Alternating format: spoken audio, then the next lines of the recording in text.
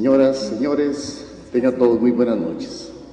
Nos acompañan en la mesa principal el doctor Jaime Delgado, académico de Filosofía y Ciencias Políticas de la Universidad Nacional y Universidad de Costa Rica, quien fungirá como moderador. De igual manera se encuentran los señores Rodrigo Quesada y el señor Luis Paulino Vargas, que serán los expositores. Un agradecimiento profundo a los que me invitaran a esta importante, interesante y valiosa actividad que me escogieran para presentar estas dos valiosas obras. Les doy la bienvenida a los presentes. Empiezo por presentar los autores y lo voy a hacer de la manera más vulgar, por la forma como los conocí.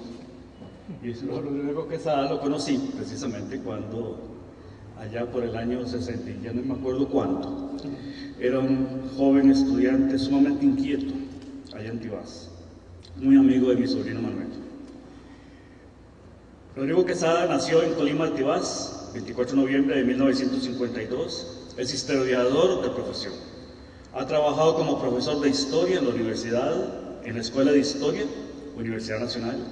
Ha publicado varios, incluso muchos libros sobre la temática de su especialidad e innumerables artículos en revistas y periódicos.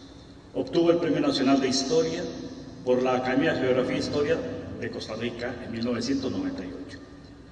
Entre sus obras tenemos El siglo de los totalitarismos, 1871-1991, publicado en 1992.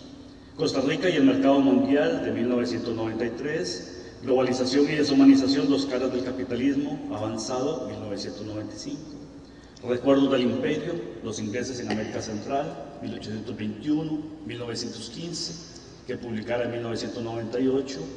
La fantasía del poder, mujeres, imperio y civilización, 2001. El legado de la guerra hispano-norteamericana, del 2001. Las inversiones de Kidd en Costa Rica, el 2003. La oruga blanca, un retrato de Oscar Wilde, 2003. El Banco de Costa Rica y el Desarrollo Económico Nacional, 1877-2007, publicado en el 2007. 100 años de poesía popular en Costa Rica, 1850-1950. Ahí es coautor, que publicó en 2008. El pensamiento antiimperialista de Octavio Jiménez, también coautor, del 2008, Ideas Económicas de Costa Rica, 1850-2005. Una novela, El poema perdido de Aurora Cáceres, del 2010, y un poemario, La cornucopia. Luis Paulino Vargas, precisamente lo conocí cuando éramos colaboradores de la República, allá en la década del 90, en que a alguien se le ocurrió la genial idea de que intelectuales relativamente jóvenes en aquella oportunidad tuviéramos una página en donde escribiéramos cada 15 días. Licenciado en Economía, maestro en Relaciones Internacionales y doctorado en Gobierno y Políticas Públicas, nació en Zarcero el 6 de febrero de 1958. Ha publicado 11 libros. En el 2011 recibió el Premio Nacional Aquileo Echeverría por el Candado y la llave, Ideología y Realidad de la Propiedad Intelectual, el ONED, en 2010. Ha trabajado con la Universidad Estatal a Distancia por 29 años, donde desde septiembre del 2010 es el director del Centro de Investigaciones en Cultura y Desarrollo, CICTE, parte de la Vicerrectoría de Investigación de la ONED. Sus áreas de especialización y por tanto su producción intelectual gira en torno a los temas de globalización, desarrollo, estrategias de política económica, neoliberalismo, mercados y relaciones de poder, movimientos sociales. Aunque también sus intereses académicos se han centrado en el análisis del capitalismo, informalidad, cultural o del intangible, relaciones de poder en que se asienta la globalización, crisis económica, procesos de liberalización y reestructuración económica en Costa Rica y Centroamérica, propiedad intelectual en sus implicaciones sociales, culturales y económicas, diversidad sexual, feminismo y género, y también epistemología de las ciencias sociales. Sobre las obras, América Latina, 1810-2010, El legado de los imperios, que publicara la UNED en el 2012, es otro de los valiosos productos de este historiador, don Rodrigo, que nos entrega sobre la historia de nuestro subcontinente en estos 200 años que ha estado celebrando con bombos y trompetas 2 siglos de vida disque independiente. A raíz de la imposición del sistema capitalista tutelado por el imperialismo norteamericano, nos invita a esta tarea prioritaria y urgente, ahí cito, de estudiar, conocer, comprender y divulgar una historia en la cual el eje vertebral de todo nuestro conocimiento y desarrollo ha tenido que ver con las distintas formas que nos hemos visto obligados a imaginar, para sortear los afanes y la voracidad de los imperios sobre nuestras riquezas materiales, humanas y culturales. Las citas de la página 13. Es una historia regional donde su principal soporte y actor es el imperialismo. Cito, un hecho histórico incontrovertible que nos corresponde a los historiadores tratarlo con la mayor rigurosidad posible, a pesar de la pasión que pueda despertar en algunos momentos. Ello implica seriedad en las fuentes, en las bibliografías utilizadas, en los análisis y en los aparatos teóricos, conceptuales y metodológicos elaborados.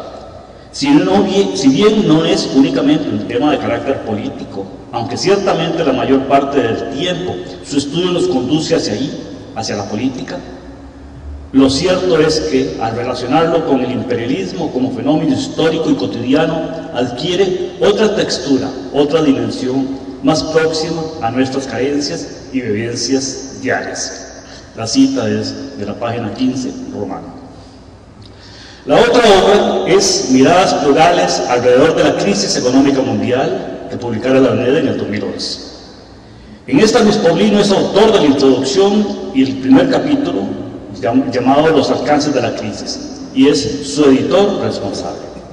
Contiene una serie de ensayos organizados en capítulos escritos por un conjunto de destacados investigadores del ámbito académico nacional.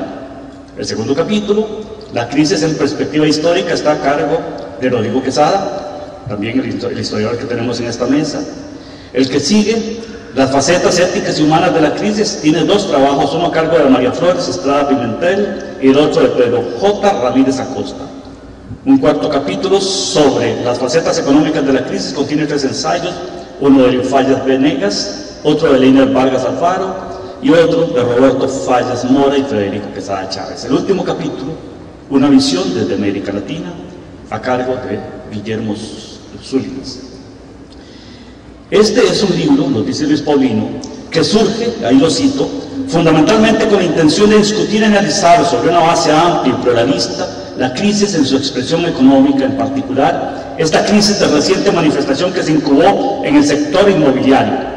Se vigorizó a través de las locuras especulativas que los sistemas financieros globalmente integrados pusieron en marcha y se generalizó después como un proceso de recesión económica que trajo consigo desempleo y empobrecimiento.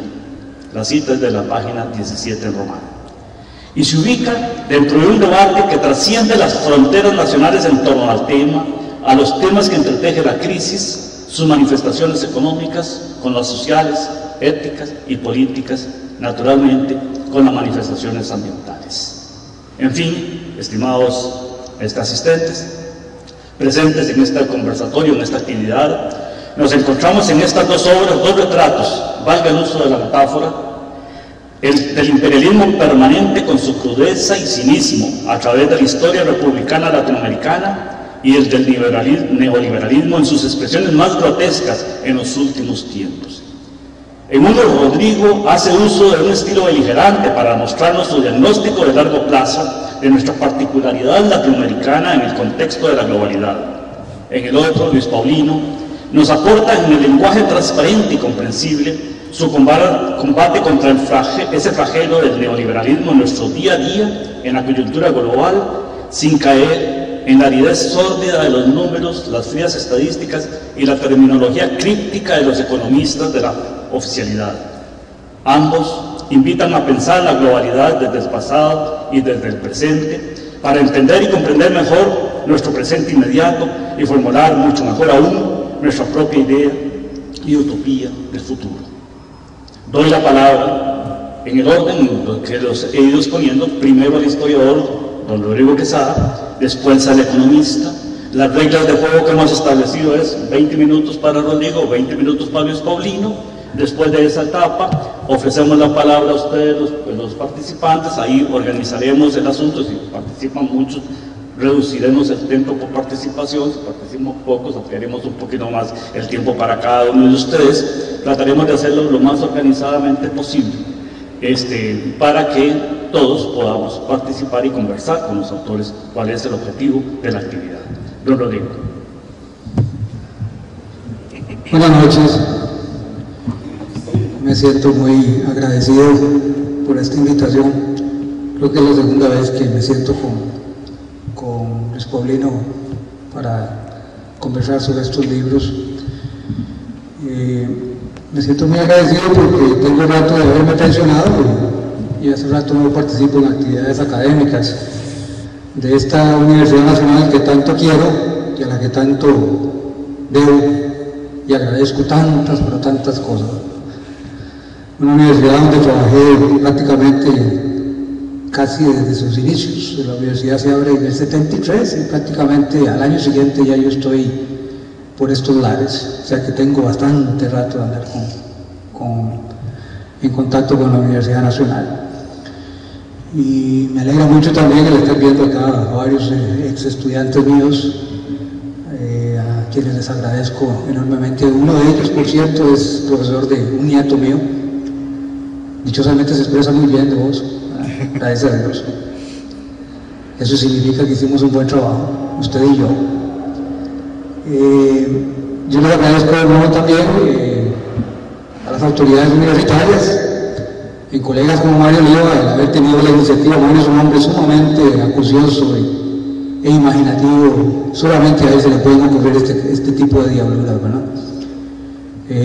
Son diabluras que infinitas gracias se van a estar repitiendo cada 2 años. Recuerdo algunos de los trabajos cuando Mario era decano de estudios generales, que era un tipo y sigue siendo una persona sumamente activa en este tipo de asuntos, este tipo de proyecciones de la Universidad Nacional. A hombres y mujeres como ellos es a los que hay que agradecerles enormemente el que hayan llegado a ocupar puestos de decisión, porque mantienen activa precisamente a la universidad, como lo que debe ser una institución involucrada en los problemas culturales, sociales, políticos de Costa Rica. Vean, este libro es un libro que me hizo sufrir mucho. Yo lo empecé allá por el 2000, lo entregué a finales del 2009, salió el año pasado. Pero me hizo sufrir mucho porque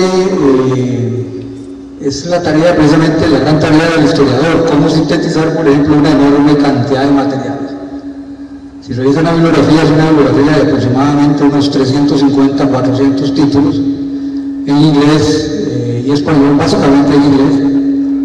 Y esto lo cuento no con el afán de jugar de vivo, de erudito, sino que es una bibliografía que realmente trabajé.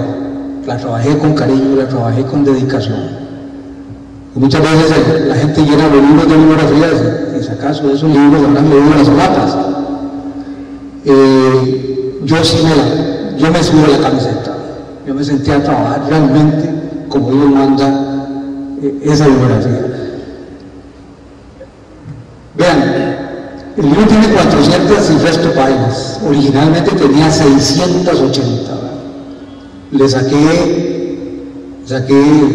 poco más de 200 páginas, que ahí las tengo, ahí las voy a ir trabajando, las voy a ir sacando a poquitos.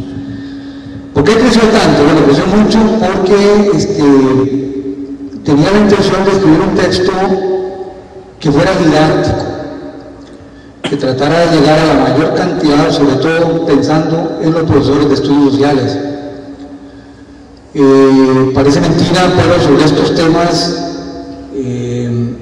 sobre estos temas hay mucha bibliografía, pero es una bibliografía muy erudita. Es una bibliografía tan erudita que a veces cuesta instrumentarla y hacerla llegar a la mayor cantidad de estudiantes posibles. Entonces yo traté en este trabajo de realizar una síntesis, que conste, hago la aclaración, no es una compilación, es una síntesis. La síntesis supone que de una cantidad importante de textos, de archivos, de bibliotecas, usted elabora una nueva propuesta, una interpretación distinta del material que ha trabajado. En una compilación, usted simple y sencillamente acumula una cantidad de textos, sobre todo muchas veces se trata de documentos originales, usted los hace llegar a la gente. En esta síntesis se aspiraba a que se convirtiera en un manual. Esa es la idea. Es un manual de historia política de América Latina. Es un manual de historia política de las relaciones de América Latina con los grandes imperios, primero con los imperios europeos y finalmente con los Estados Unidos. El libro se compone de 7 capítulos. Hay un primer capítulo que es un capítulo, digámoslo así, introductor de economía política, que revisa, en alguna forma, lo más reciente que se ha escrito sobre el problema de los imperios. Usted tiene 2 opciones: o escribe sobre imperios o escribe sobre imperialismo. Hay una tendencia en el mundo académico europeo contemporáneo a estudiar los imperios. Entonces usted ve, por ejemplo, hay toda una tendencia neoimperial dentro de la historiografía a volver a estudiar los imperios, a estudiar el imperio francés, a volver a estudiar el imperio inglés. Por ejemplo, hay historiadores ingleses en estos momentos, se me viene a la cabeza, por ejemplo, el extraordinario trabajo que ha venido realizando John Darwin, que ya ha escrito cerca de 4 o 5 libros sobre el Imperio Británico, que es toda una revisión sobre el Imperio Británico, como volver a estudiarlo a raíz de los nuevos enfoques, de los nuevos documentos, etcétera, etcétera. Entonces tenía la intención precisamente de hacerle llegar al lector medianamente educado, medianamente sensibilizado políticamente, ¿verdad? ¿Cuál es la opción que tiene uno? Bueno, ¿vamos a estudiar únicamente desde la perspectiva académica los imperios o vamos a estudiar el momento en que un imperio se convierte en imperialismo? Ese paso, cuando un imperio se convierte en práctica imperialista, ese paso cuesta mucho explicarlo desde la perspectiva meramente historiográfica. Usted lo puede explicar desde la perspectiva teórica, porque hay una gran cantidad de materiales para estudiar ese paso. Pero para poder ejemplificarlo, cuesta bastante ese asunto. Ese es uno de los temas que me hizo sufrir, que me hizo sudar en la gota gorda, ¿verdad? En el primer capítulo ustedes van a encontrar una revisión teórica de todos esos debates, por dónde van esos debates, por qué sigue, por ejemplo, a pesar de los prejuicios y de la irritación que produce el nombre de Lenin, por ejemplo, el lenguaje académico y político ha cambiado mucho. Ahora hablar de imperialismo para alguna gente es un poco irritante, a alguna gente le incomoda hablar de imperialismo, le suena raro. Hablar de revolución no se diga, ¿verdad? Eso es simple y sencillamente un insulto. ¿De qué está hablando? Tiene que estar loco, usted se está hablando de revolución, ¿verdad? Y vengo a hablar de proletariado, voy a hablar de internacionalismo proletario. Este tipo huele a Salem, ¿verdad? Hay que ver de qué manera lo freímos. Yo en alguna forma trato de llamar la atención del lector costarricense, del lector centroamericano, los debates que hay en estos momentos en países como Inglaterra, por ejemplo, en países como Estados Unidos, en Chile, en Argentina, en México, por ejemplo, debates donde se está recuperando toda esta cuestión, ¿verdad? Aquí en Costa Rica muchos se apuraron a sepultar esa cuestión rápidamente. En otros países más bien los debates están vigentes y se están trayendo de nuevo temas que se consideraban periclitados, ¿verdad? Entonces, en alguna medida, por ejemplo, yo trato de recuperar, por ejemplo, el significado teórico de un librito como el imperialismo fase superior del capitalismo, que sigue teniendo una gran vigencia. Uno puede perfectamente optar por utilizar ese libro de Lenin sin que necesariamente tenga que aceptar todo el enfoque leninista. A mí me resulta, por ejemplo, completamente indiscutible el autoritarismo que hay en la mayor parte de las tesis de Lenin, pero sin embargo el texto sobre el imperialismo. Es un texto clave porque es una síntesis maravillosa, por ejemplo, de toda la Belle Époque en el caso europeo. Es decir, Lenin, en ese librito, publicado allá por 1916, es un librito chiquitito, en el que recoge, por ejemplo, todos los debates que se suscitan entre 1880 y la Primera Guerra Mundial. Esa síntesis hay que agradecérsela enormemente porque sigue teniendo, aún en el presente, una gran vigencia. Si ustedes revisan, por ejemplo, los trabajos del gran geógrafo inglés David Harvey, por ejemplo, sobre el imperialismo, la mayor parte de esos textos de Harvey están sustentados en gran parte en las insinuaciones hechas por Lenin en aquel famoso librito.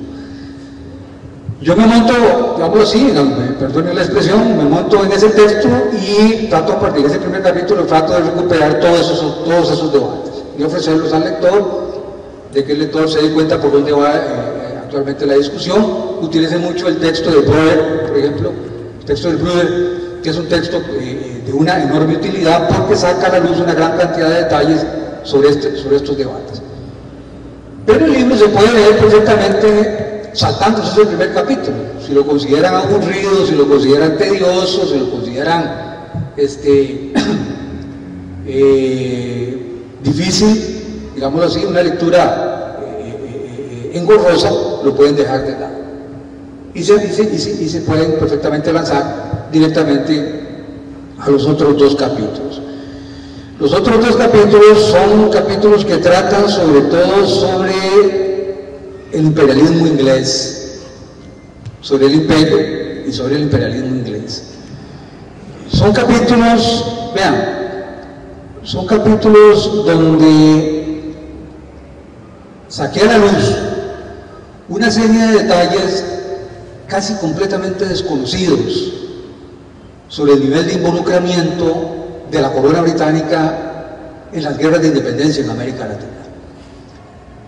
Hay historiadores latinoamericanistas ingleses de una gran eminencia, como John Lynch, por ejemplo, que ha sacado a la luz una gran cantidad de cosas relacionadas con el aspecto militar, con el aspecto económico, con el aspecto político de las guerras de independencia. De hecho, Lynch tiene la mejor biografía que se ha escrito hasta ahora sobre Simón Bolívar, otra sobre San Martín, por ejemplo. Acaba de sacar un trabajo maravilloso sobre el papel de la Iglesia Católica en América Latina, etc. Pero los aspectos, digamos, más cotidianos, el teje y maneje cotidiano del nivel de involucramiento del reinado de Victoria, por ejemplo, en los resultados de las guerras de independencia. Acuérdense que Victoria llega al poder en 1837, ella nace en 1819, llega al poder en 1837 y va a estar con nosotros aproximadamente hasta 1901. Es uno de los reinados más largos, no solamente de Gran Bretaña, sino de la historia, ¿verdad? Ella se va a hacer acompañar por una serie de ministros, una serie de políticos realmente extraordinarios. Hay unos políticos en el reinado de Victoria que fueron hombres que jugaron el papel de primeros ministros, que son figuras realmente extraordinarias.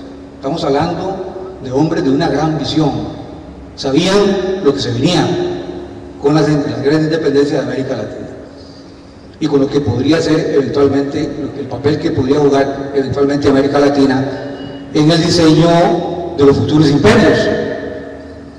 Yo rescato ahí algunas figuras de esas. Rescato a Disraeli, rescato al vizconde de Castlereagh, hablo mucho de Palmerston, hablo mucho de Gladstone, que son figuras, algunos de ellos van a terminar suicidándose a raíz de una serie de cuestiones que se suscitan dentro del reinado de Victoria. Yo pongo el énfasis fundamentalmente en el reinado de Victoria, pero eso no significa que no me refiera, por ejemplo, a lo que va a suceder en Alemania. No se les olvide que Alemania tiene un imperio que va a durar muy poco tiempo, va a durar si acaso 30, 35 años. El colonialismo alemán es uno de los colonialismos de más corta duración, pero es uno de los más crueles que hay. Si el nivel de crueldad, por eso que algunos historiadores contemporáneos hablan de los orígenes coloniales del nazismo, por ejemplo, ¿verdad? Que eso yo pienso en estos momentos en un historiador como Sebastian Conrad, por ejemplo, o como Jürgen Osterhammer, que han escrito los trabajos más extraordinarios sobre el papel jugado por los orígenes ideológicos del nazismo en el colonialismo alemán.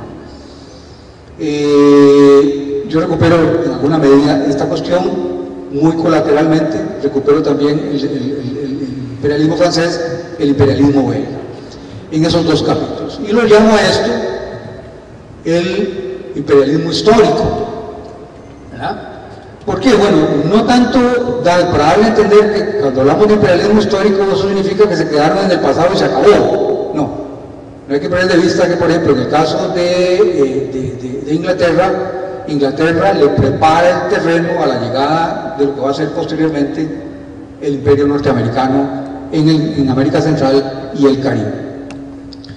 Viene un capítulo teórico entonces, el primero, vienen dos capítulos dedicados al imperialismo europeo, y los otros capítulos, el restante del texto, son capítulos dedicados a lo que llamo imperialismo permanente, que son los que se concentran en el tratamiento del imperio norteamericano en las relaciones entre América Latina y los Estados Unidos, que se inician, digámoslo así, de manera como están vigentes hasta el presente, a partir de 1898.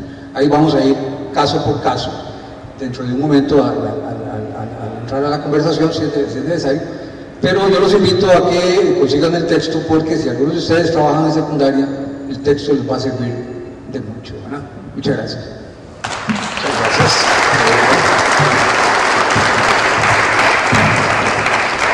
¿Dónde está Paulino? Bueno, muy buenas noches. Perdón. Buenas noches.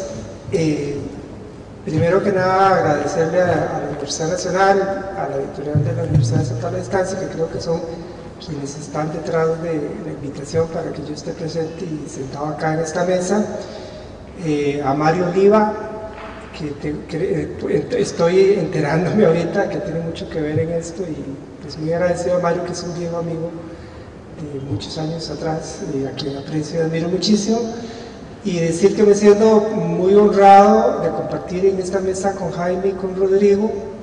Efectivamente, a Jaime lo conocí hace, no sé, unos 20 años, cuando en la República estaba Humberto Arce, director del periódico La República, y nos invitó a escribir de esas cosas que ya en el periodismo costarricense no ocurren definitivamente, pero bueno, en aquel momento, bastante más jóvenes de los que estamos hoy día, fuimos parte del equipo que escribía.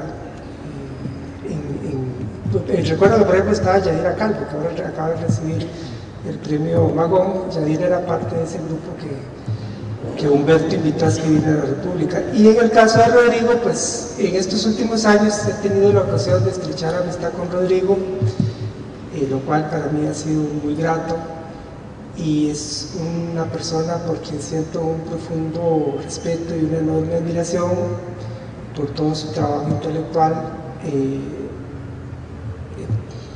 Y por ahí para mí pues es muy honroso, muy grato estar aquí compartiendo la mesa con Rodrigo. Yo quiero, antes que referir del libro, yo quisiera como hacer una especie de recuento de algunas cosas que he trabajado a lo largo de mi vida académica, particularmente, digamos, en los últimos, no sé, unos 8 años, 7, 8 años para acá aproximadamente.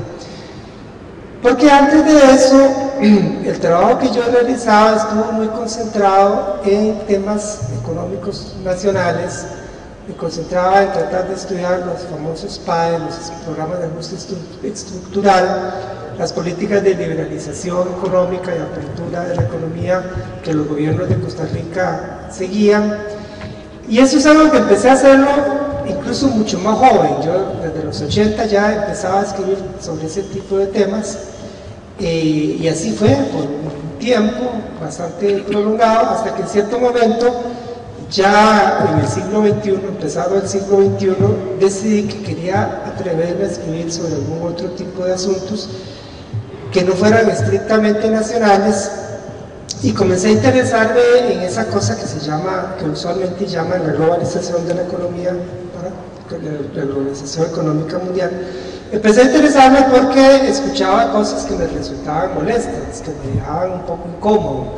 Era inicios del siglo XXI, veníamos de la efervescencia ideológica de los años 90, cuando el discurso de la globalización se había vuelto un discurso omnipresente y abrumador, que hablaba de una globalización presentada como un proceso irrefrenable, un proceso al que nadie podía resistirse, un proceso al que todo el mundo debía subordinarse, y quien no lo hiciera pues iba a quedar aplastado, iba a quedar atrás.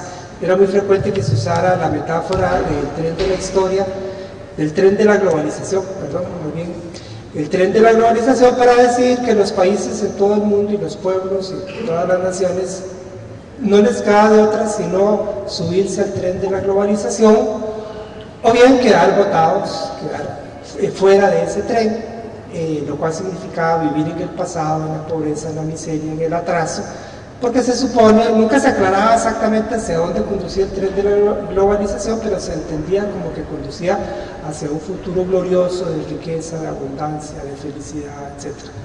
Eso me molestaba mucho, me molestaba esa apología que me parecía crítica, engañosa, ideológica en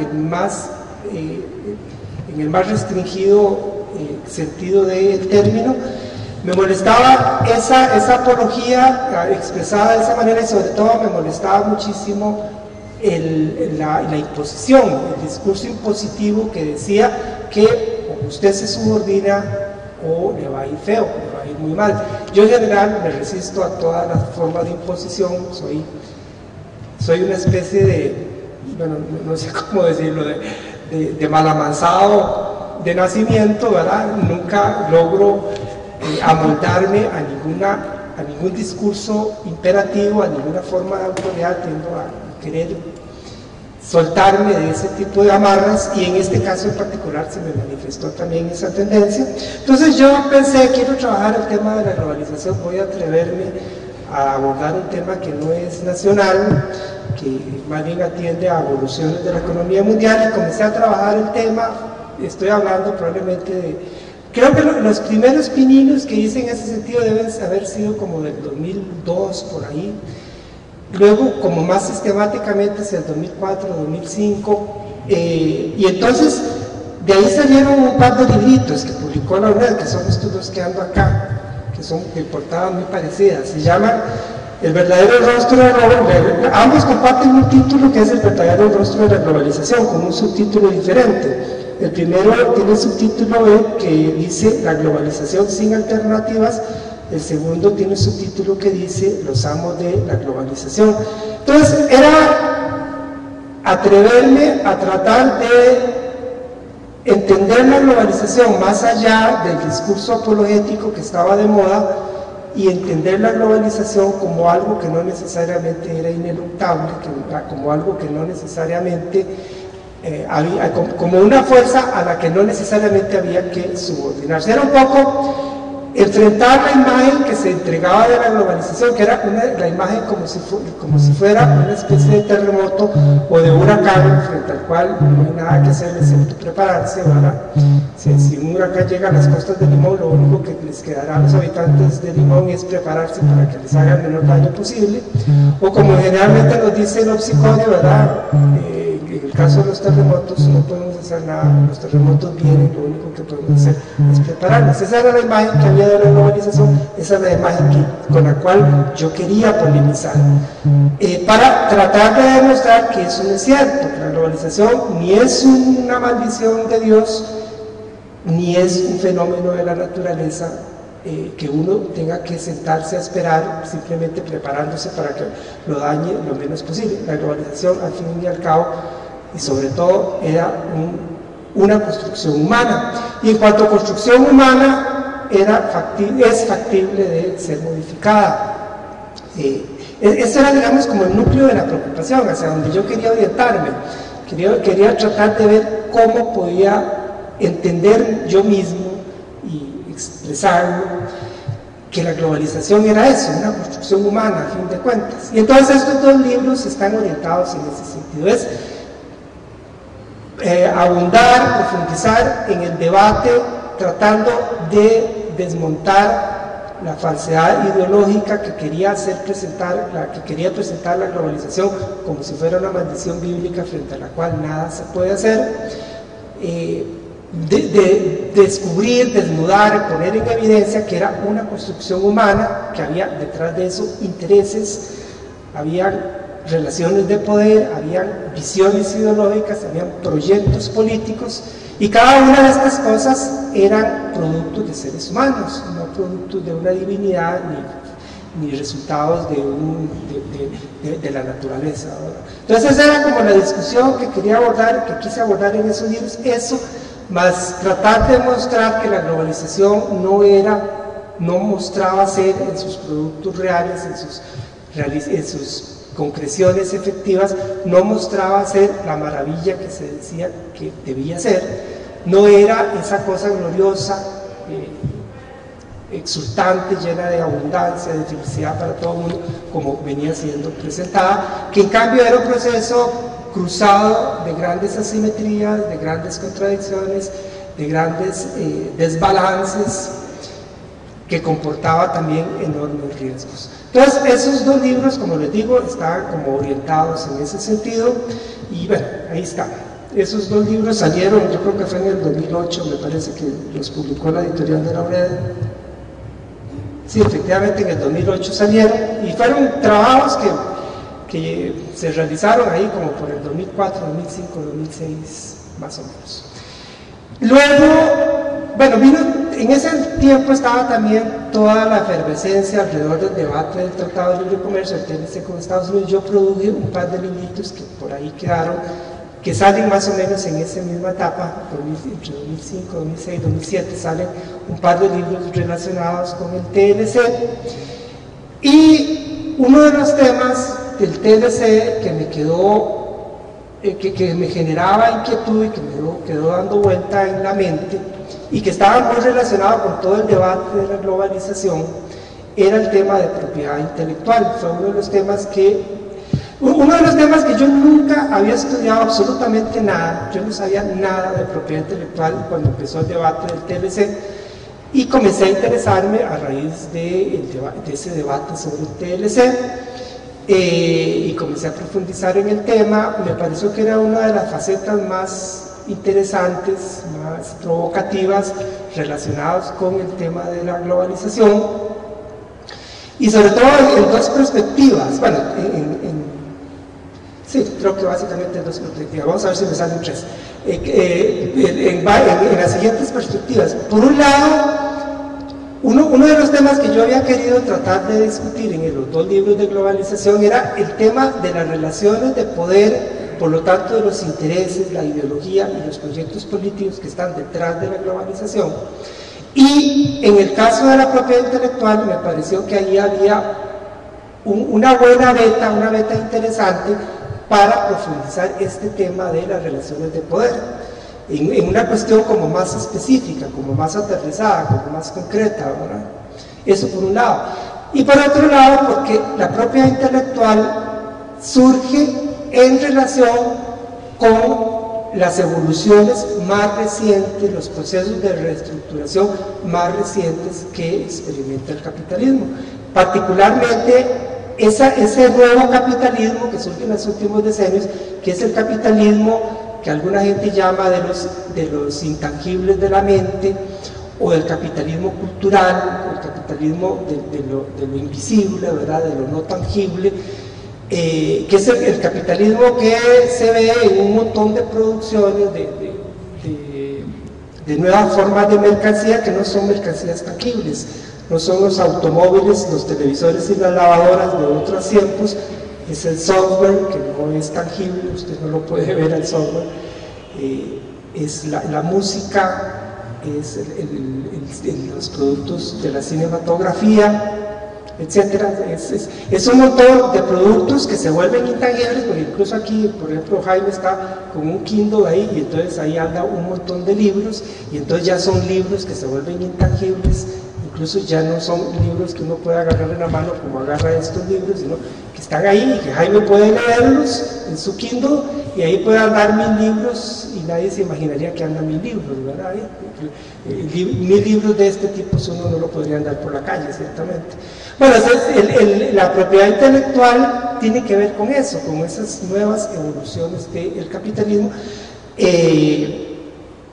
Y refleja intereses, refleja relaciones de poder, los concreta de una manera muy visible, son las relaciones de poder y los intereses vinculados con ese nuevo capitalismo, el capitalismo desmaterializado, el capitalismo cultural o el capitalismo de los intangibles de la mente, ¿verdad?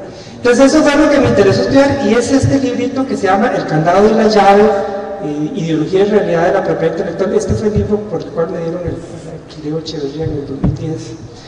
Bueno, esos son como antecedentes que yo quiero mencionar y yo no sé si cómo estaré con mi tiempo.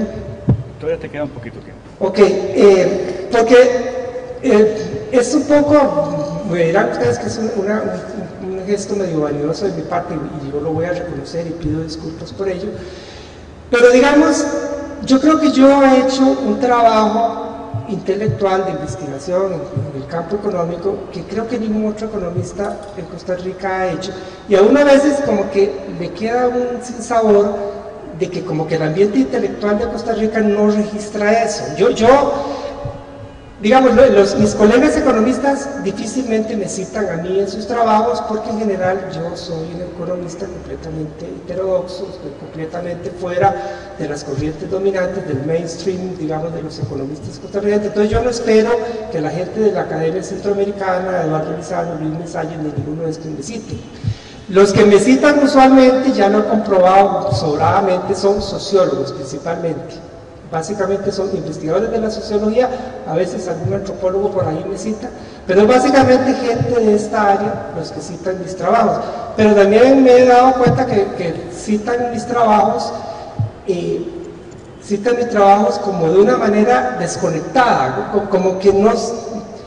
Todavía estoy con la gana de que alguien en Costa Rica se dé cuenta que yo he hecho como un esfuerzo investigativo que tiene cierta continuidad en el tiempo, tiene cierto hilo conductor, ¿verdad?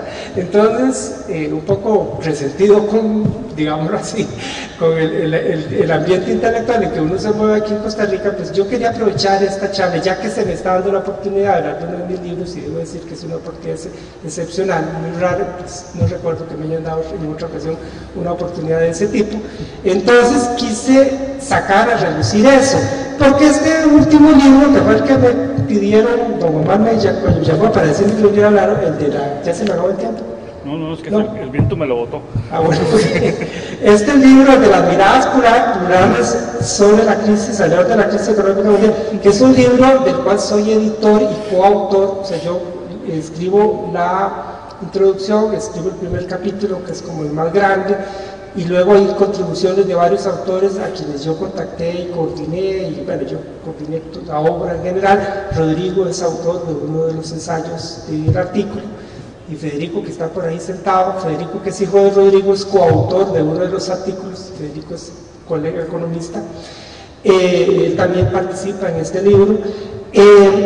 Este libro, digamos, me dio a mí en lo personal la oportunidad de reflexionar un poquito en profundidad sobre una manifestación que la globalización, que la reestructuración capitalista asume en los últimos, en el periodo posterior al 2007, porque la crisis empieza a manifestarse en 2007, me permite eso, profundizar en esa faceta particular, la faceta de la crisis, ¿verdad? De un capitalismo financiarizado, un capitalismo bajo predominio del capital financiero, bajo predominio de grandes masas de capital financiero que se mueven a escala mundial, un capitalismo donde las economías nacionales, tal como históricamente las habemos conocido, esas economías nacionales efectivamente enfrentan procesos de desestructuración profundos, y esos procesos de desestructuración, digamos, de pérdida de coherencia de los aparatos productivos nacionales,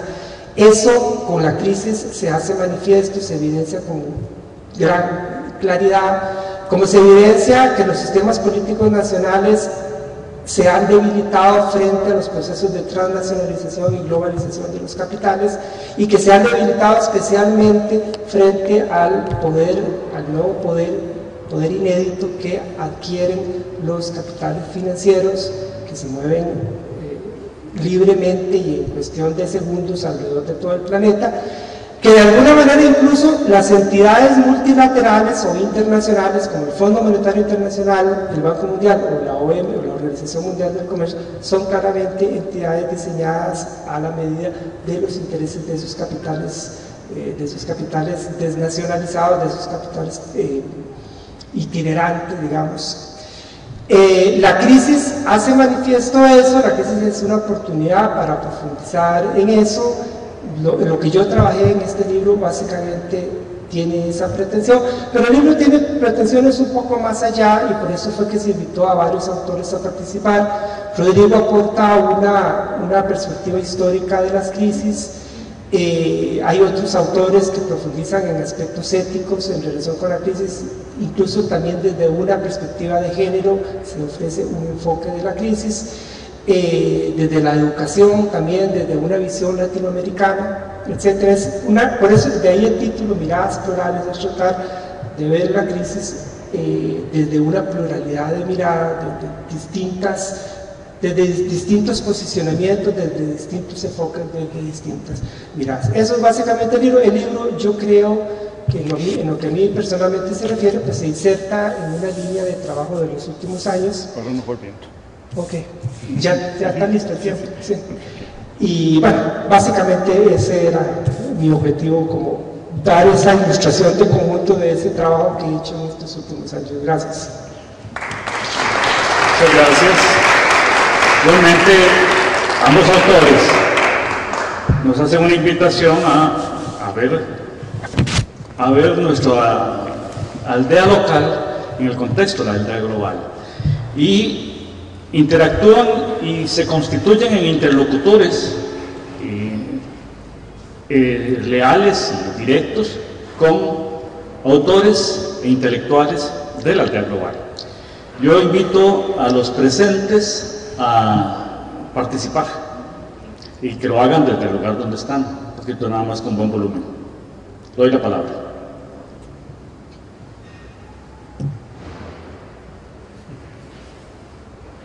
Sí, muy buenas noches a los tres invitados. En el libro Don Rodrigo, usted afirma que las potencias imperialistas necesitan construir naciones a principios del siglo XIX y XX con la medida de expandir el capitalismo. En ese sentido, se puede justificar también que el neodesarrollismo en Venezuela haya durado por tanto tiempo bajo los intereses de los Estados Unidos y no fuera tan atacado como si lo fue algunas representaciones de izquierda en el siglo XX, particularmente en Centroamérica. Muchas gracias. Bueno, muchas gracias por la pregunta. Es básicamente una reflexión. Yo quisiera que tuviera clara una cuestión. Quien vaya a leer el texto debe asumirlo como un texto de historia global, ¿verdad? Es un texto de historia global, con todas las pretensiones y con todas las deficiencias que pueda tener un texto sobre historia global escrito desde el mero centro de Centroamérica, ¿verdad? Lo que hay que tener claro también, por otro lado, es que muchos autores dicen que la mayor parte de la historia de la humanidad es la historia de los imperios. Eso es un planteamiento bastante jodido, ¿no? mete al lector o al investigador en una serie de problemas, porque de plano lo deja sin la posibilidad de hacer una interpretación histórica alternativa, fuera del enfoque de los imperios. Y en tercer lugar, el texto es un texto que parte de la base de que los imperios en el presente, por eso hablo de imperialismo permanente, los imperios en el presente, y particularmente el imperialismo capitalista, se ha encargado de borrar todas las convenciones tradicionales sobre la geografía. Vean, hay asesores del Departamento de Estado norteamericano, incluso del actual presidente de los Estados Unidos, que son geógrafos. Una práctica que introdujo, por ejemplo, Teddy Roosevelt, el hacerse asesorar por geógrafos. ¿Por qué? Bueno, porque la historia global tiene enormes implicaciones sobre lo que es la geopolítica. Por ejemplo, una de las cosas que hacen los ingleses al momento en que meten a la India en su imperio es reformularle toda su geografía. Es decir, a la India la remapean, si cabe el término, los ingleses. Los Estados Unidos van a empezar a hacer lo mismo prácticamente con América Latina y el Caribe después de 1898. Hay todo un proceso de remapeo de la zona. Eso tiene implicaciones importantísimas en todo lo que es la estrategia política. Por ejemplo, usted me está haciendo una pregunta relacionada con el problema venezolano. Eso implicaría que nos quedemos aquí, qué sé yo, hasta la 1 de la mañana hablando sobre eso. ¿Por qué? Bueno, porque el problema venezolano es un problema bastante problemático en el sentido de que tendríamos que meternos a evaluar el problema del neopopulismo. Y la mayor parte de la gente tiene la creencia de que el neopopulismo es de factura autóctona, es decir, alguna gente tiene la creencia de que el populismo es básicamente un asunto que tenga que ver con América Latina, que eso es un enfoque muy aldeano. El populismo tiene 3 o 4 vertientes distintas, ¿verdad? Hay una vertiente europea, donde usted va a encontrar, qué sé yo, representantes muy conspicuos de eso, como por ejemplo Mussolini, ¿verdad? Hay un populismo norteamericano de una enorme importancia, particularmente durante la Guerra Civil de los Estados Unidos entre 1861 y 1865. Es muy difícil, por ejemplo, tratar de comprender el quehacer de un presidente como Abraham Lincoln, por ejemplo, fuera de ese contexto. Y hay un populismo latinoamericano, ¿verdad? Donde podríamos perfectamente contextualizar todo lo que tiene que ver, por ejemplo, con el populismo en Argentina, el populismo en Venezuela, en algunos trechos de la historia de Chile, etc. Eso implicaría, por ejemplo, que entrar a evaluar cuestiones que no tienen nada que ver, por ejemplo, con partidos políticos o que no tienen prácticamente casi nada que ver con estrategias revolucionarias, ese tipo de cosas.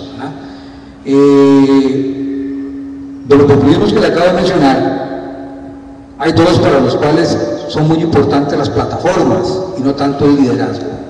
No es el caso del populismo europeo y del populismo norteamericano, para los cuales el aparato, la plataforma, es sumamente importante, tal vez mucho más que el líder.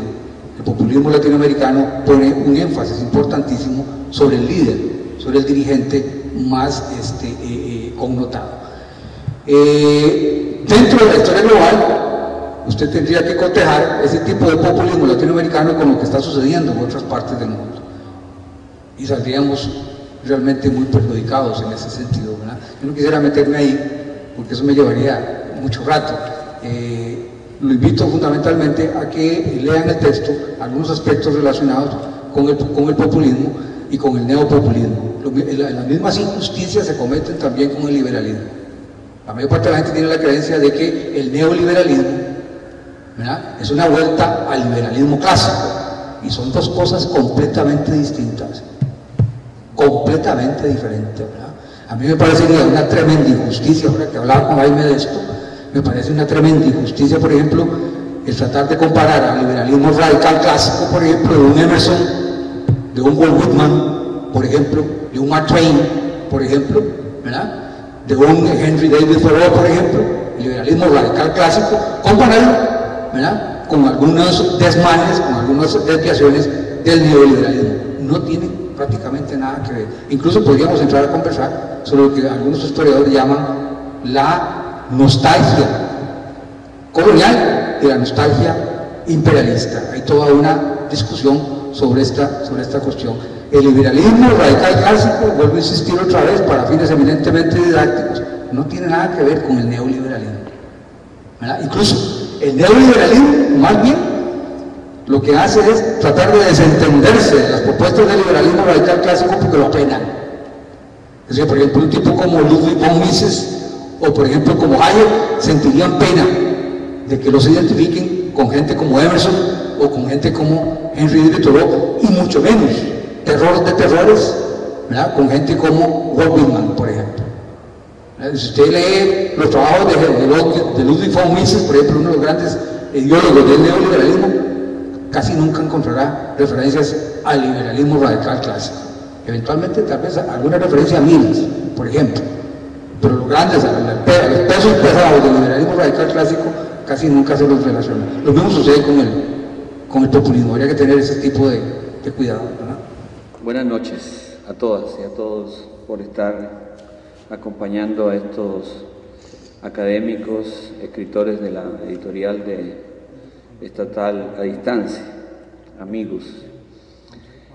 Quiero brindar unas breves palabras en torno a la primera Feria Internacional del Libro Universitario 2013, porque después de casi un año y medio de organización de estas actividades y colocar en escena más de 75 actividades alrededor de esta feria, en términos de presentaciones de libros, presentaciones artísticas, todo lo que ustedes pueden ver en exposiciones, en cultura, ha sido realmente para nosotros un momento importante desde el punto de vista de la universidad, del Ministerio de Educación, que ha tenido una gran participación, y de la Municipalidad de Heredia.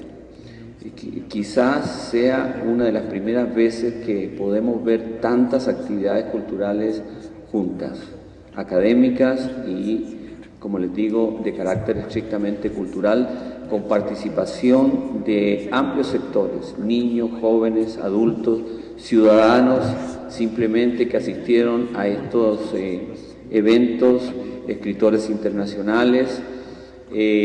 Programamos 75 actividades durante toda esta semana en el Circuito Cultural de Heredia, conformado por este edificio, Omar Dengo, Centro Cultural Herediano, la Casa de la Cultura, la Biblioteca y el Centro Ferial, donde fuimos visitados, como saben, por 8 países que pudieron asistir a nuestra primera feria internacional, y como invitado especial la UNAM de México, con sus más de 110 editoriales.